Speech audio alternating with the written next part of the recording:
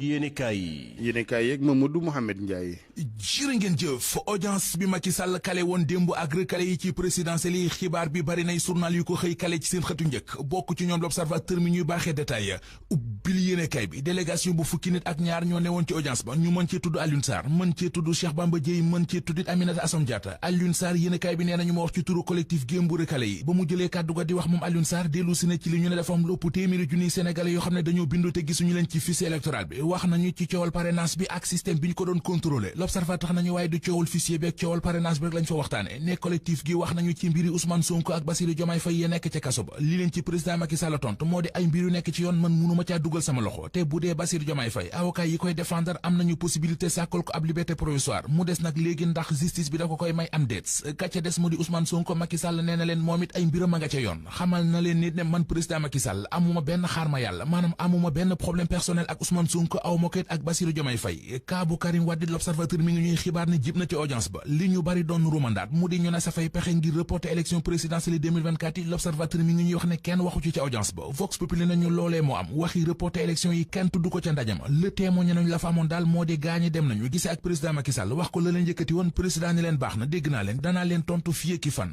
faay di rëq-rëq yi gaañi ne dañu ko nemmeeku ci processus électoral bi ak mbiri Bassirou Diomaye Faye Le Quotidien nee nañu moo yóbboon gaañi ci audience ba sàkku nañu fa libération bu Bassirou Diomaye Faye Macky Sall ne leen na bind ab demande de liberté provisoire lijjanti ko ak justice bi ñoom fukki nit ak ñaar yewoon ca délégation bi demoon démb ci audience ba ñoo ngi ci xët mu njëkk Source A journal bi bind na jooytu nañu ca kanam président Macky Sall ba seen xol sedd nee nañu président Macky Sall dañoo bëgg ñu xoolaat système vérification parrainage bi ndax rëq-rëq yi ci am ba tax ñu rëkkale leen du ci ñoom waaye ci logiciel bu conseil constitutionnel bi la nee nañ ko it bu ñu nee juróom-ñaari millions yi doomi aadama ñoo nekk ci fichier bi te moom lu mat benn million ak lu teg yu ca nekkul loolee lu ñu war a régler la laata ñuy wax waxi woote nee nañ ko it kii di Bassirou Diomaye Faye candidat la candidaturam jàll na kon dañu ko war a libérer mu dem campagne yi ne ñëpp yéenekaay bi nañu yemuñ ca ne xamal nañ président Macky Sall ne waa Parti démocratique Sénégal lu nekk liggéey nañu ko ci démocratie ci réew mi kon xel mënut a nangu ñuy écarter seenub candidat ci façon bi ñu ko defee journal Bës Bi Le Jour nañu réeroo am na ndax ñi ñu recalé collectif gi ñu ne moom la ñu taxawal ba tax ñu bindoon président Macky Sall ab lettre collectif ba ci tuñ la yam ndax démb bi ñuy dem ci audience ba am na ñu bari ñu ca demul woon ñee ca demoon kenn ca di Cheikh Bamba Dièye ci journal bi amul benn yoon bu ñu waxee ci audience ba waxi reporter élection présidentielle yi journal laay fa mel ne ku naan ñu reporter élection yi sax buñ ko bëggoon du doon lu yomb ndax acteurs yi séq yi fi nee nañu du ci dal ñi ne kenn du fi reporter élection présidentielle yi lii quotidien mi ngi ñuy xamal ne waa mouvement ARC di Anta Babacar Ngom ak i gaayam ci la ñu bokk nee nañu waxi tuxal élection présidentielle 2024 yi ñi ko yëkkati nañ ko delloo fa ñu ko jële woon ndax duñu ko nangu Walf Quotidien nañu bu ñu bëggee reporter élection yi coow dina bari ci réew mi am na nag ñu bëgg a weñ loxo président Macky Sall ngir mu reporter ko waaye ñu ci mel ne waa action républicaine moom nee nañu mukk du ci dal ñu dali ci xët mu njëkk public yéene kay li mu bind mooy waxtaan wi amoon démb ca palais de la république mu di saison 2 bu dialogue bi bu sottee du jur jàmm ci Amadou Ba te am na benn réseau bu am doole boo xam ne waa APR ñoo ca nekk ñooy def yu sew ci suuf ngir bëgg a yàqal Amadou Ba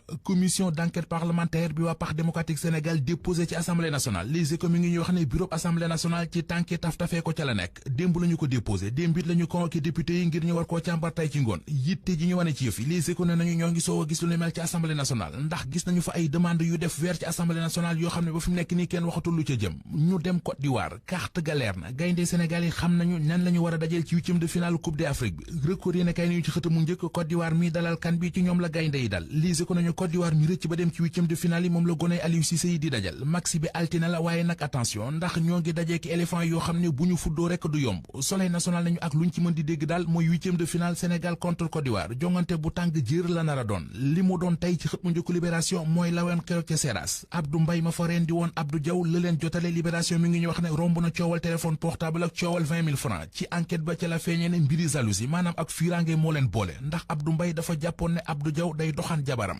CCPS, comptoir commercial de plomberie.